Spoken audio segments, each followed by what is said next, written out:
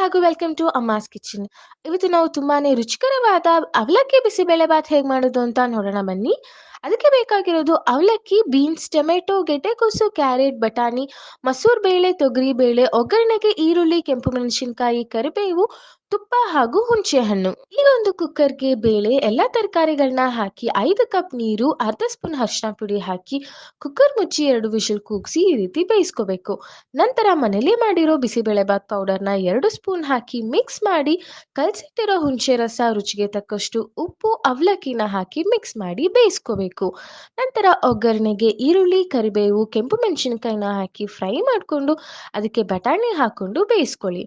ನಂತರ ಇದನ್ನ ಬಿಸಿಬೇಳೆಬಾತ್ಗೆ ಹಾಕಿ ಮಿಕ್ಸ್ ಮಾಡಿ ಕೊನೆಯದಾಗಿ ಕೊತ್ತಂಬರಿ ಸೊಪ್ಪು ಹಾಕೊಂಡು ಮಿಕ್ಸ್ ಮಾಡ್ಕೊಂಡ್ರೆ ರುಚಿ ರುಚಿಯಾದ ಅವಲಕ್ಕಿ ಬಿಸಿಬೇಳೆಬಾತ್ ಸವಿಯಲು ಸಿದ್ಧ. ಈ ವಿಡಿಯೋ ಇಷ್ಟ ಆದಲ್ಲಿ ಲೈಕ್ ಮಾಡಿ, ಶೇರ್ ಮಾಡಿ, ಕಮೆಂಟ್ ಮಾಡಿ ಹಾಗೂ ನಮ್ಮ ಚಾನೆಲ್ನ ಸಬ್ಸ್ಕ್ರೈಬ್ ಮಾಡಿ.